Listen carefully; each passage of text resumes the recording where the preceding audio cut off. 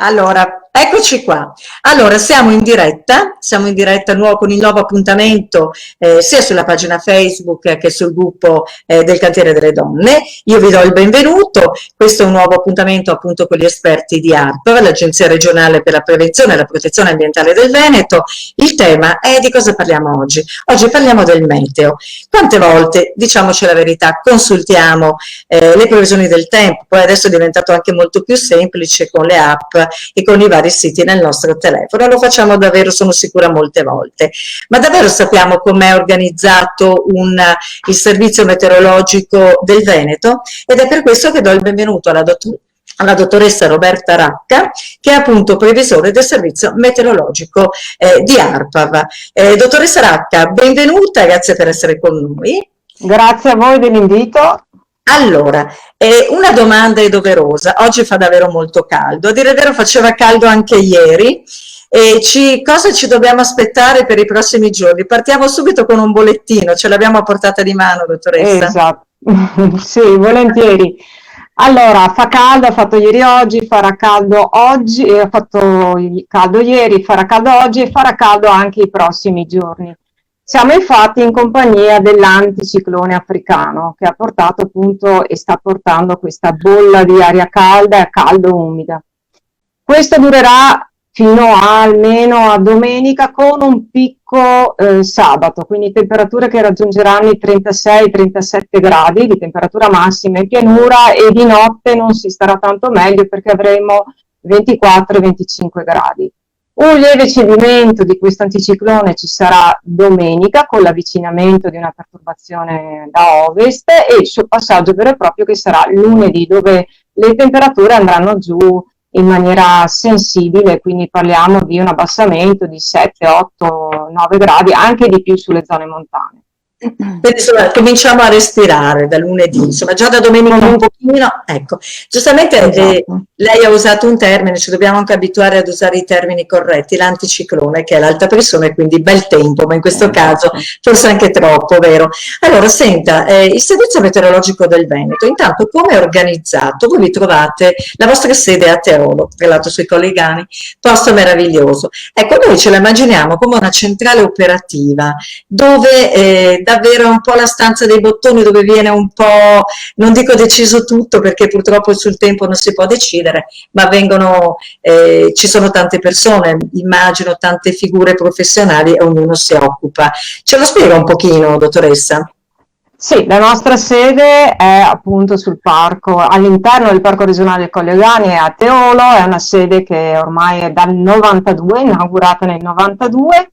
Un centro meteo che con un'altra denominazione c'era il Centro Sperimentare per l'Idrologia e la Meteorologia, che faceva parte del Dipartimento per l'Agrometeorologia della Regione Veneto, era nato già a fine degli anni 80, quindi già nell'89 esisteva Teolo, seppur in un'altra sede molto più piccola. Nel 92 viene inaugurata Teolo e poi nel 96 passiamo sotto all'ARPAV.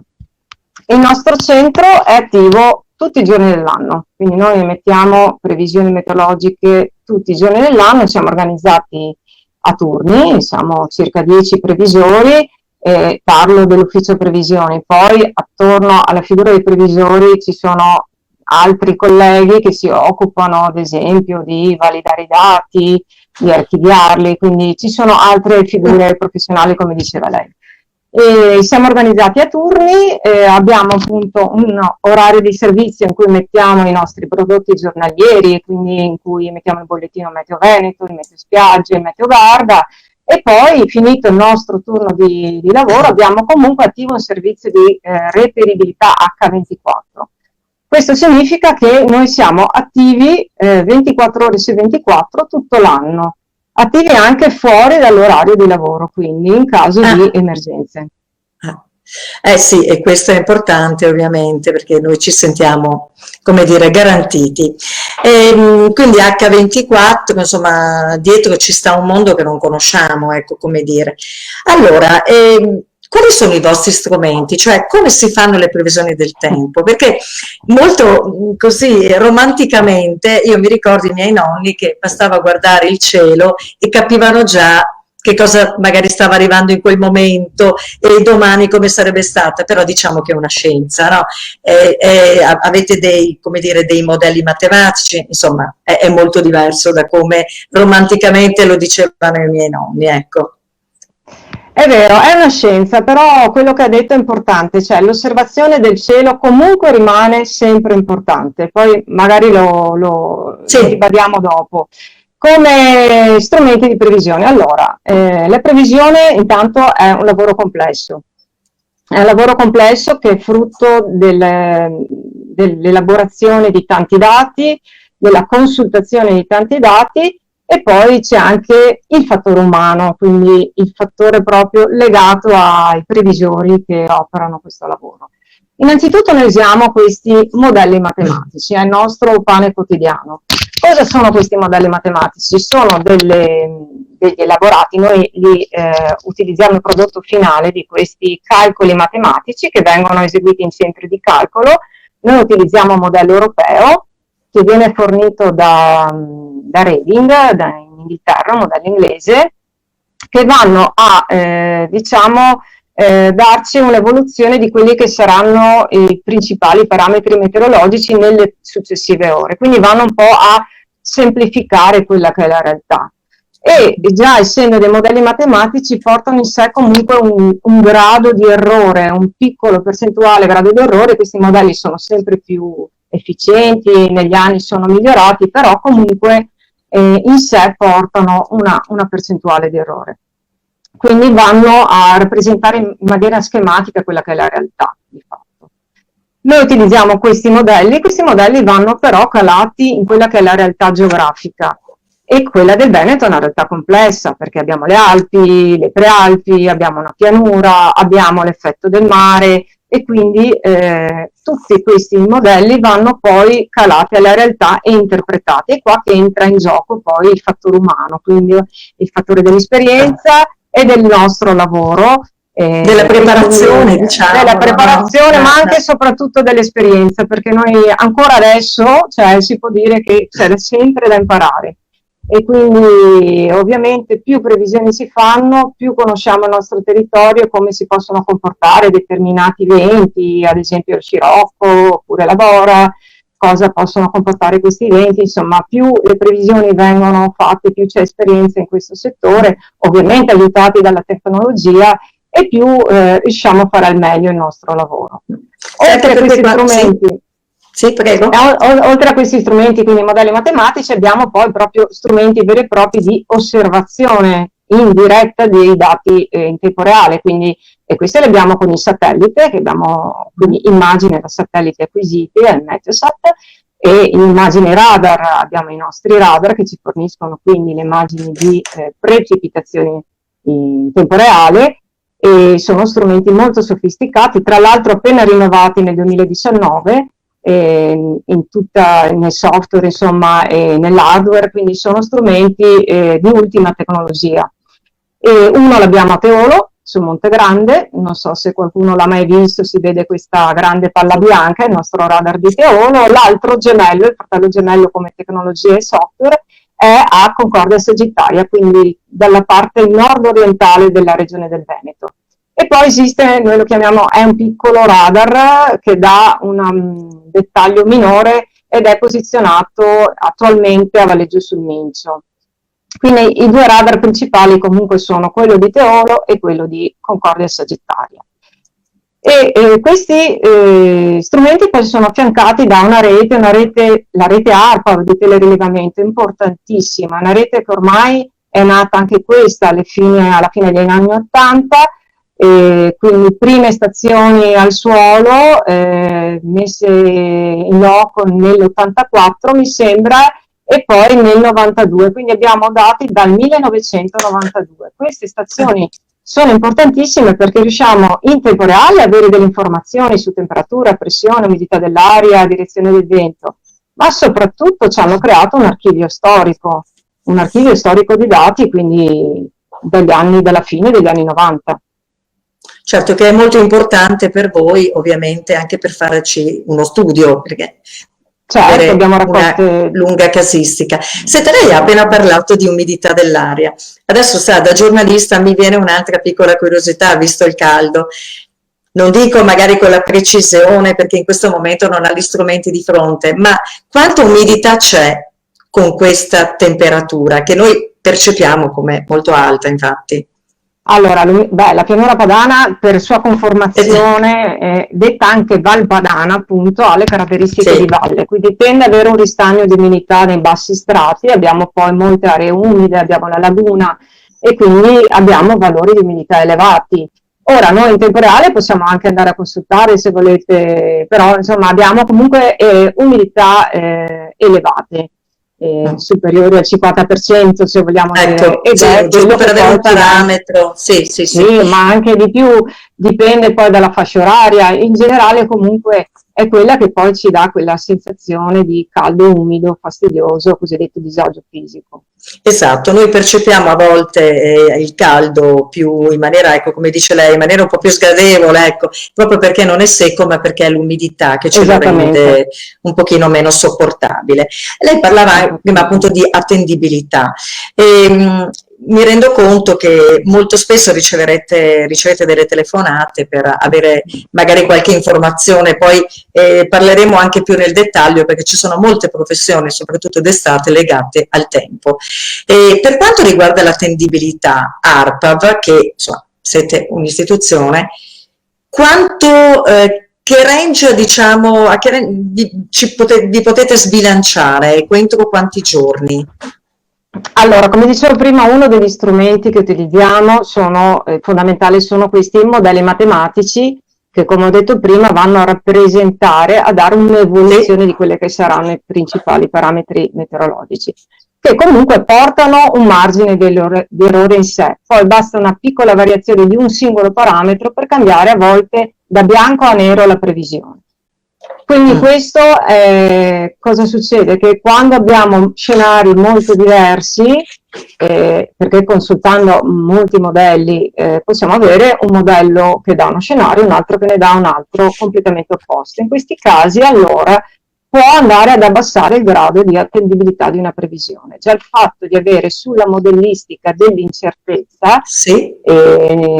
ci può portare ad abbassare il nostro grado di attendibilità della previsione. Un'attendibilità che noi diamo fino al quarto giorno, quindi le previsioni che emette ARPAV sono le previsioni del giorno stesso, quello del giorno successivo, del successivo ancora e gli ultimi 2 giorni di tendenza.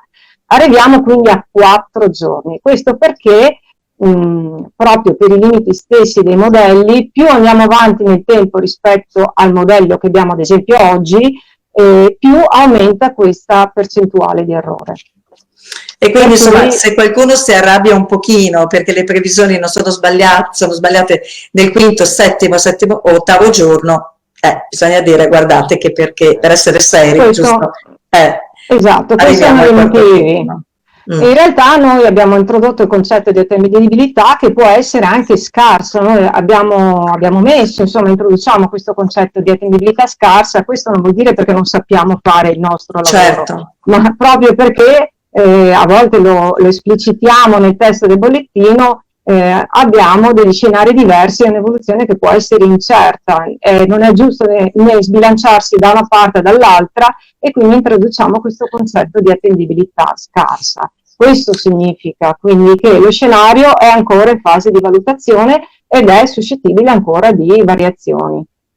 certo. Allora, a proposito di attendibilità e quindi di affidabilità, anche ad esempio parlando di allerte meteo regionali, dove possiamo trovare le informazioni attendibili? Perché le allerte sono una cosa seria. Le allerte sono una cosa seria, esatto, mentre anche le previsioni sono una cosa seria. Le Certo, previsioni certo. abbiamo visto, le vediamo su siti internet, su app, a volte anche di default su app installate quando compriamo un cellulare e abbiamo visto diversi siti internet, diversi app, strumenti che danno previsioni più o meno attendibili. Per quanto riguarda le allerte, bisogna dire una cosa importante, che le allerte le dà solo ed esclusivamente la protezione civile, quindi è un organo istituzionale che dà le allerte sul territorio nazionale e anche sui territori regionali. Noi facciamo parte di fatto di questo sistema di allertamento, perché noi facciamo parte del Dipartimento regionale per la sicurezza del territorio, quindi dove c'è ARPA con il centro meteorologico di Teolo, il centro valanghe di Radda e il servizio idrogeologico, che lavorano all'interno del cosiddetto centro funzionale decentrato che è a Marghera, che è in stretto collegamento con la protezione civile. Quindi tramite questo centro funzionale noi elaboriamo, forniamo a questo centro dei dati di tipo meteorologico, quindi che può essere i quantitativi di precipitazione prevista, ad esempio nel caso di una perturbazione, vengono poi visti da questi colleghi, elaborati e poi segnalate eventuali criticità che potrebbero esserci sul territorio e segnalate alla protezione civile, che poi eventualmente diramerà delle allerte meteorologiche. Questo sistema di centri funzionali non è attivo solo in Veneto, è attivo in molte regioni d'Italia, c'è proprio una rete di centri funzionali che poi afferiscono al Dipartimento della Protezione Civile nazionale a Roma. Chiarissimo, chiarissimo. Allora, dottoressa, prima parlavamo proprio un po' di certe professioni, soprattutto appunto d'estate, che sono legate, quindi a volte i capricci del tempo fanno tremare, diciamo, non solo per la pericolosità a volte di alcuni temporali, anche qui poi vorrei con lei affrontare un po' le definizioni che soprattutto magari noi giornalisti siamo abituati a dare, ma poiché al meteo appunto sono legate alcune, pensiamo all'estate che organizza eventi, la kermesse, le manifestazioni, che anche solo una questione passeggero insomma può far saltare facendo parecchi danni e anche economici, anche le strutture balneari, le stagioni, insomma, ecco.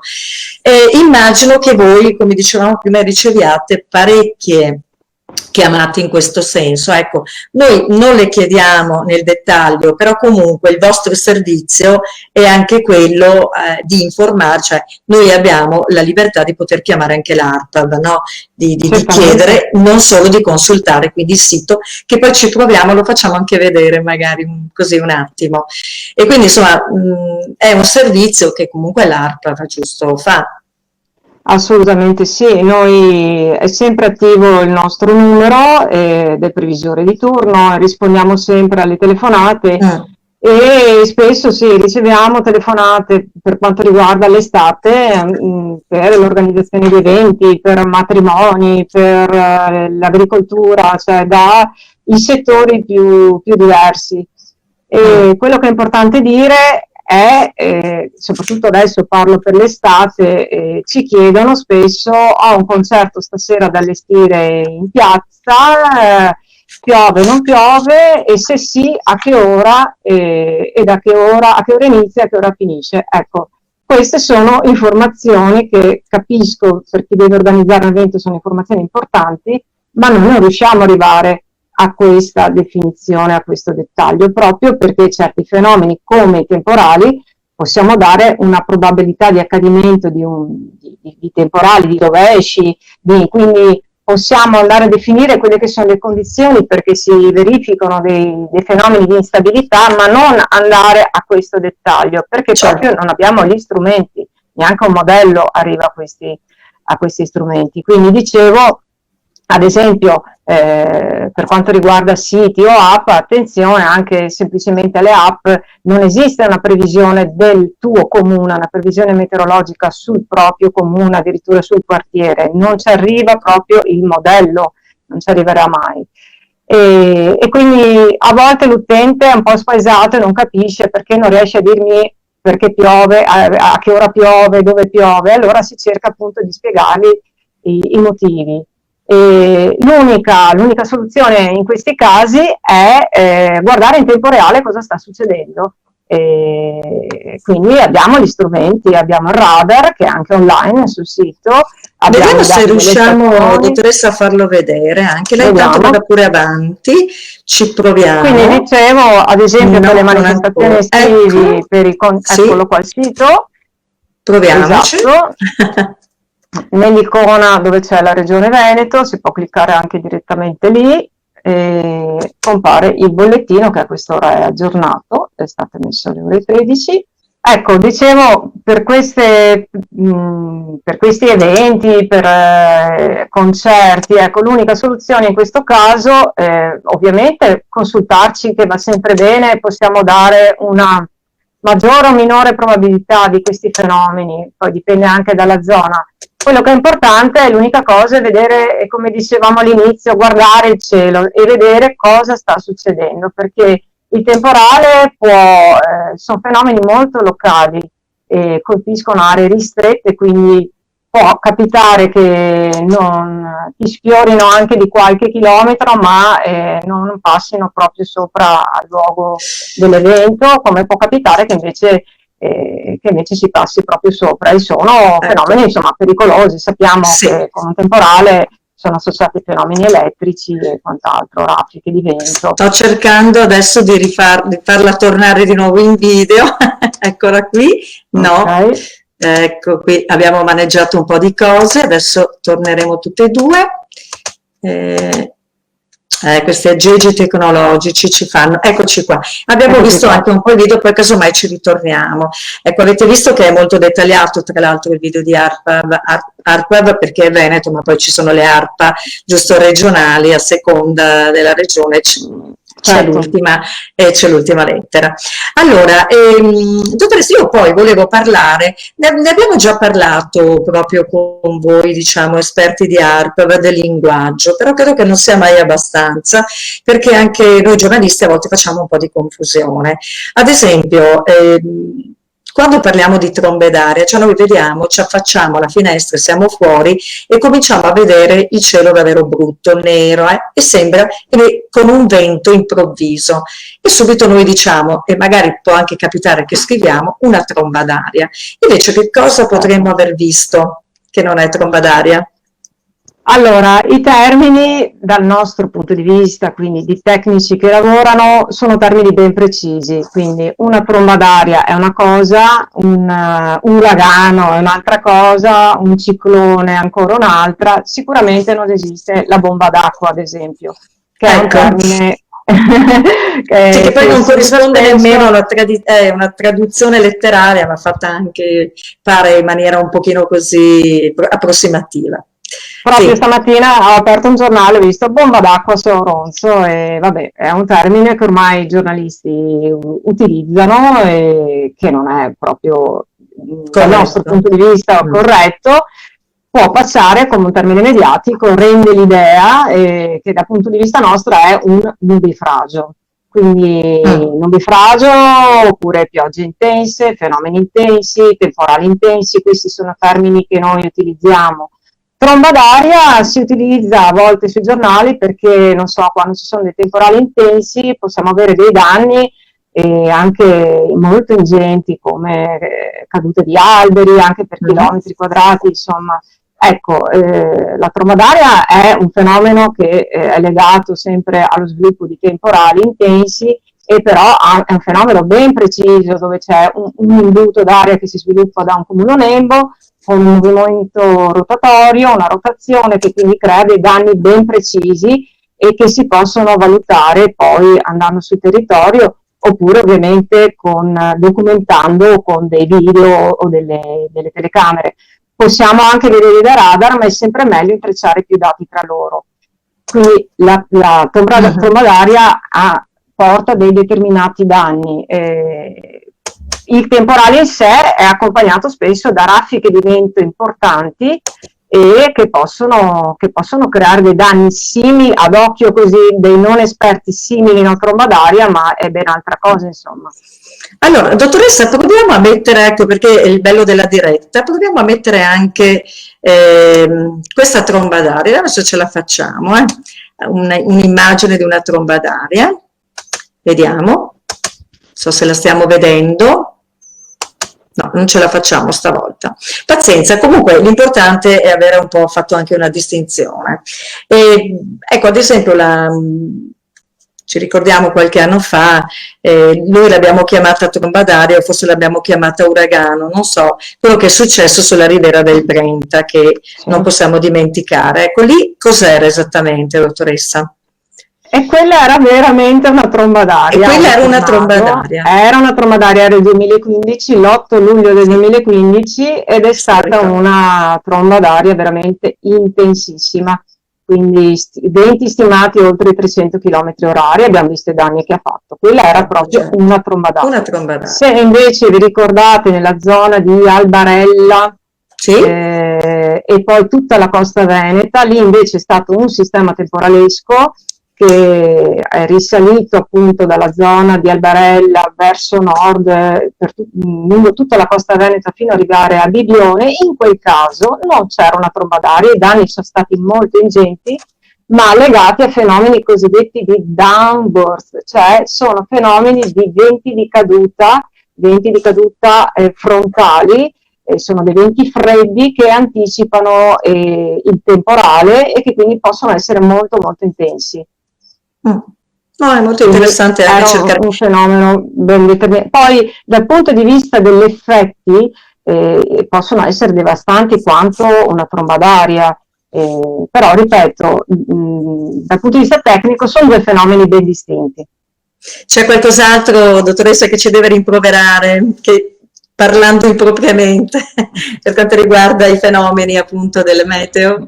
Cos'è che non No, dobbiamo dire? diciamo, purtroppo il fatto è che spesso ci sono anche dei problemi, diciamo, di assicurazione, no? Perché ci chiamano le assicurazioni per avere poi il risarcimento dei danni, quindi c'è tutta una procedura e noi dobbiamo dare una valutazione tecnica sui fenomeni, per cui è per quello che noi ci teniamo molto ai termini Sì. in questo contesto, insomma.